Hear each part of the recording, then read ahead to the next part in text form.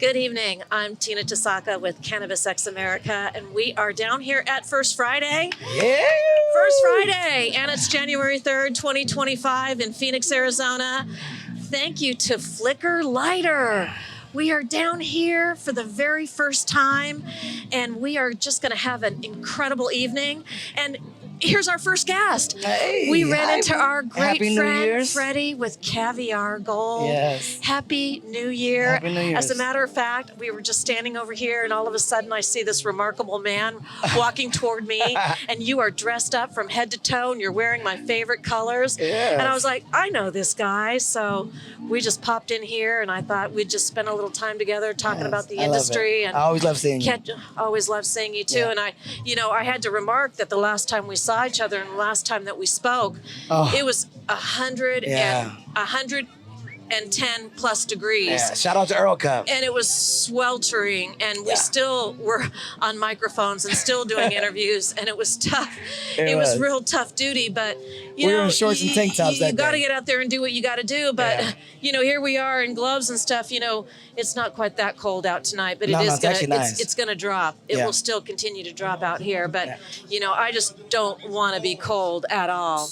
And but anyway, Freddie, God, Happy New Year! Happy New Year, Mama. Gosh, tell us, how did you end up your year in business wise? Kind of what were some ending business notes, if you could share with our viewers. What were your ending goals? And I would say go into the new year, end the year like how you want to begin the year. Some people like to wait until the new year, and they're like, okay, now I'm going to go to the gym, or now I'm going to do this. So I like to, you always should get a head start prior to the year. So that's how we ended it as far as Caviar Gold. And then we have a new, our sister company called Chronic, which is our THCA brand. So we've been pushing that for the last 4 months. So I've been in Texas for like the last 3 months in Texas. So we've been hitting Houston, Austin, Dallas area as far as hitting all the smoke shops with our new infused pre-rolls.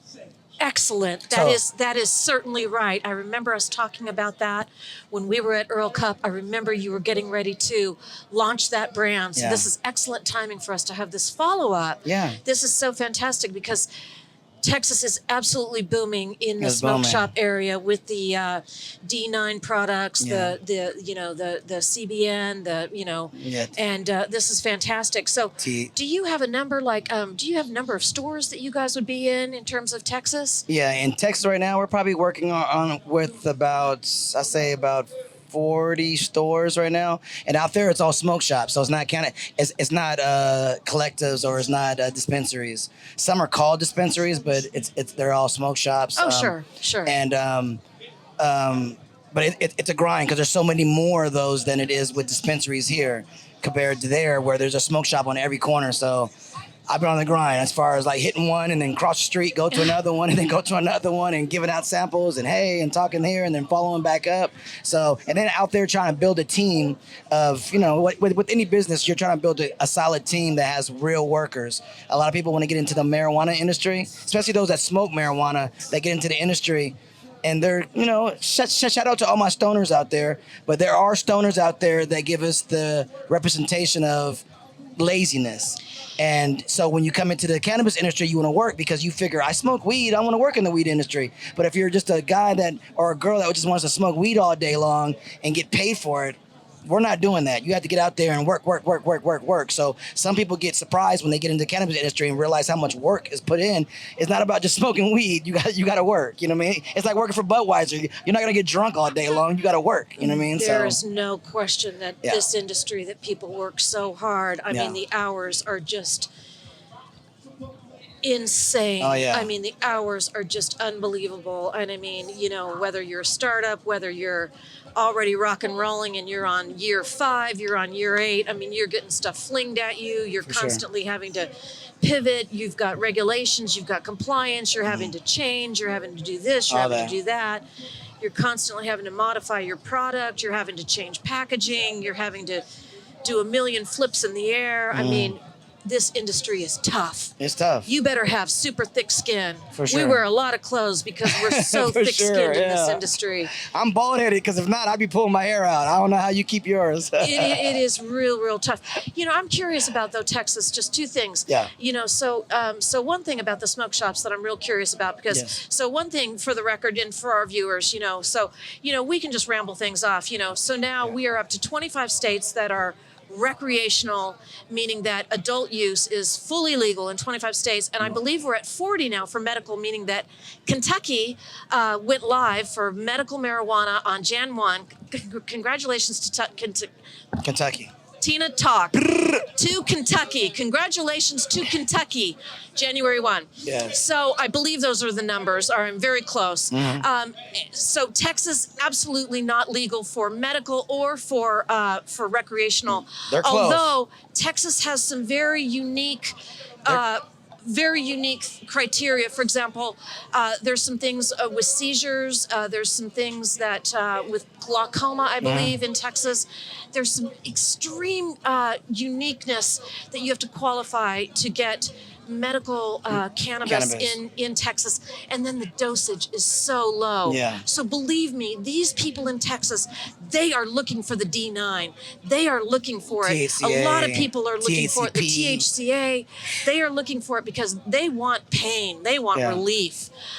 They're looking for it for all kinds of reasons, just like all of us are using it for, you know, recreational and or all of the medical patients in all of the states are using it for all of the medical reasons that they use it for, for sure. from pain and aches to cancer patients, for all of the different reasons. So they're close, though. They're getting really close because they want to regulate the THCA right now. There's the governor and there's a couple other people that are regulating, trying to take the THCA away. But it's like, you can't go backwards. You already went forward on that. So like going backwards is going to be extremely hard for them. So that's where the THCA and the THCPs and the CBDs and the D9s and D8s, those are all going to help make it legal for actual marijuana all the way, because that's the only way they're going to be able to regulate it, is being able to open it up for everybody. Yeah, absolutely. So the question I was going to ask you, you said that you have to go, you know, sell Smoke Shop 1, Smoke Shop 2, Smoke Shop 3. I know how difficult that is. I mean, that is a grind to the grind. For sure. So do you find that the smoke shops go, oh yeah, we did it. We went with Freddie. Do you see that they talk to each other and say, oh yeah, just go with him. Yeah, just go with him. Yeah, just go with him. Do you feel like you get that help and that support? Yeah, some. And then some, it's a hand to hand, because a lot of the smoke shops deal with the distributions. So that's where you really win, by going to one of the distributors where it's a big warehouse and they actually buy a lot of product from a bunch of other people, from vape pens to this to that to papers and all that. And they distribute out to like hundreds of smoke shops, not just in Texas, but all over. They're all based in Texas, but they all ship them out to all different other locations. So when you land one of those facilities, it helps you out tremendously, because that one land can land you 100 stores, you know what I mean? But if you're going hand in hand and you're going to each store, it does help out with friends of friends. And then one smoke shop's going to be a nice guy and he's going to be like, hey, go see my friend right down the street. He's looking for something just like this. And then you can kind of follow up on that. But you know what I mean? It's still, it's a work thing, you know what I mean? It's all about follow-ups. I don't care what business you're doing. Following up is so tremendous. I used to be horrible at that. I'll get people's phone numbers and they get lost into the graveyard of my phone because I never call them back. And then I see them again and I'm like, oh my God, how you been? And you're like, why haven't you called me, Freddie? And I'm like, I don't know why I haven't called you. I'm so sorry. So now I make a point of actually getting people's contact information or getting their number or giving some samples. And I give it to 7 to 14 days is my max. 14 days is my max. And I'm calling them and I'm like, hey, how you doing? I'm the guy with the red beard. Remember me, Freddie? Yeah, I was just calling to see how you like my product. Do you need me to bring you back some more? How about this? How about that? How about that? So the follow-ups is very important. So those that are doing any business, I don't care what business it is, follow-ups are very important. A lot of people do not follow up. Oh, it's huge. It's huge. Yeah. And I mean, anytime you go to a trade show, it's all just about massive. follow-up. I mean, you go to a trade show and you've got a stack of business cards, and Yes. it's sort of like, I've what thrown do I so do many now? business cards I mean, away. It's just it is, follow up is the word. Yes. Okay, so now here's the question du jour. Well, it's not daytime, so it would be the question ce soir, tonight. All right, so cannabis lounges, they are supposed to explode and boom in 2025. Especially in my state. I'm from California, so California already just made it legal. Yes. That the smoke, Yeah, so the first one in San Diego is coming up. Yes. Sessions on the Bay. It's actually half tribally owned by the Sequan tribe. Hey, Yay shout out to for them. the Sequan tribe. Shout out to them. And we've got another new one coming up in Denver, Cirrus, which is Aaron Richard. That one has been in the making now for about 3 years. Nice, and nice. very plush. Nice. It is going to be gorgeous. So I am very excited for them. And it's so important. Yeah, and we've got the 3 in Las Vegas, but there is another dozen pending, and if a dozen more come up in Las Vegas, that is going to be a game changer in Las Vegas for the consumption lounges. For sure. So 12 states have consumption lounges by law approved, okay? Mm-hmm. But in Arizona, it is technically, they're not approved in Arizona. No. So the question tonight is, should Arizona approve consumption lounges? I believe so, because I think people need an area that they can go to and feel comfortable. That they're you're able to medicate and have some type of entertainment and a conversation. Smoking, those that smoke marijuana know conversation is a big part of the culture. So, getting high and sitting there conversating and taking your mind to another away with somebody else is very important. So I do think there needs to be lounges for people to be able to get their fulfillment of that. You know what I mean? Because we have a lot of those with alcohol in general. And alcohol, obviously, there's so many pros and cons with alcohol as far as drinking and driving and this and that, fights and, getting ugly because you're too drunk and all that type of situation. You don't have those type of situations with marijuana. So I do feel like having a lounge where you can get some food, you're able to watch a football game, you're able to play pool, you're able to play some darts, you're able to do this, cornhole, etc., and be able to smoke and conversate and have a good time with your friends. I think that's huge.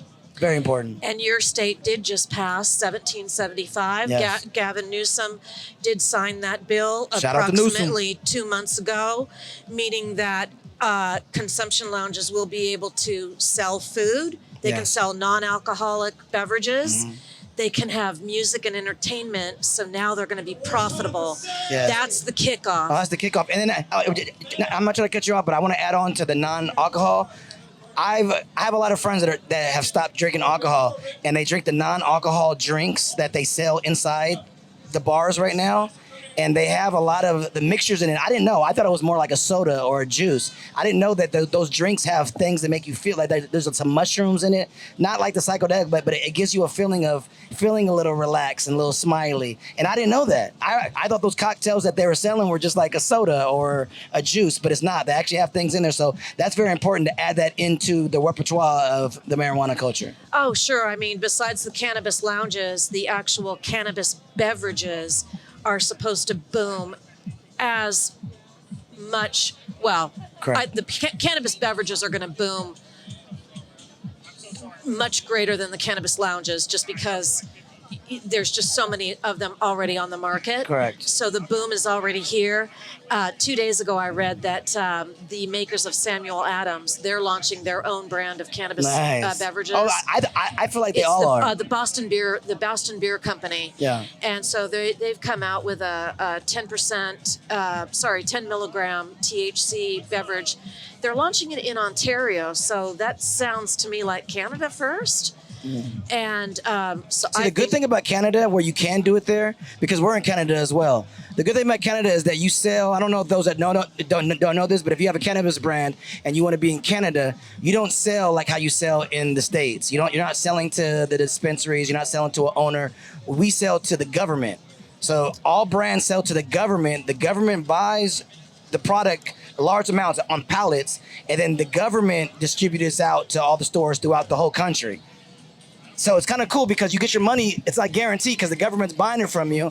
You do have to wait. There's usually like a 30-day to 60-day wait prior to you getting your money back for your order. Or sometimes you can get it done earlier because there's banks that kind of will upfront you, but they take a percentage of the money for you to get it quicker. But that's the cool thing is that the government actually purchases it. So they're able to send these drinks everywhere compared to here. If we make a drink here in Arizona, I can't ship my product to California or to New York because it's crossing state lines.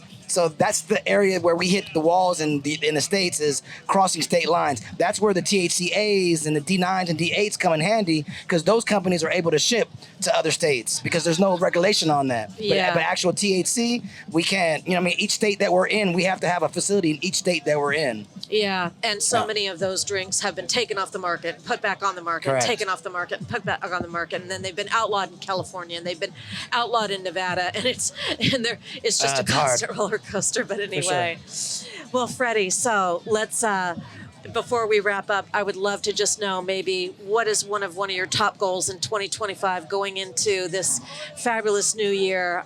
You know, what is your big prize for 2025? Like, what are you wanting to accomplish for your company in 2025 for your market? Well, since we're in Arizona, I'll speak on Arizona specifically. Here, I would love for us to add on a few more accounts. There are a few accounts, you know, I mean, those that are in the cannabis industry kind of know there's the mom and pops type of dispensaries that you can work with hand in hand, because you know the owner, and the owner's like, yeah, I love you guys, I smoke Cavi Gold all the time. And then there's the ones that are more corporate-y, the more commercial stores that are out there that have, you know, and a lot of those stores will have somebody that has the say-so that's not even living in Arizona, which it kind of makes it a little bit more difficult. So my whole thing, yeah. So my goal this year is definitely there's a few stores that are out here that I love to death. A lot of them say they love us as well, but their hands we tied on bringing on new products. So hopefully 25, they open the doors a little bit more to kind of bring brands in like us and a few other brands. I'm sure there's a few other companies that are hitting the walls as well. So I hope it opens it up a little bit more. Excellent. And how do the viewers reach Caviar Gold? Caviar Gold, you can go to caviargold.com for our merch, like this attire that I have on right now. You can go caviargoldstore.com, and that's CAVIARGOLD store.com, or just, you know, caviargold.com. And that way, the caviargold.com, you can see all about our products, our actual products, and then the Caviar Gold store is for all our merch, our hats, our shirts, our sweaters, and all that type of stuff. Fantastic. Yes. Thank you for talking to us. And shout out to Flickr. Absolutely. Shout out to Flickr. Thank you so much, Flickr Lighter. I'm Tina Tasaka, Cannabis X America. First Friday. Thank you, Flickr Lighter. Thank you, Freddie. Happy New Year's, y'all. Ow!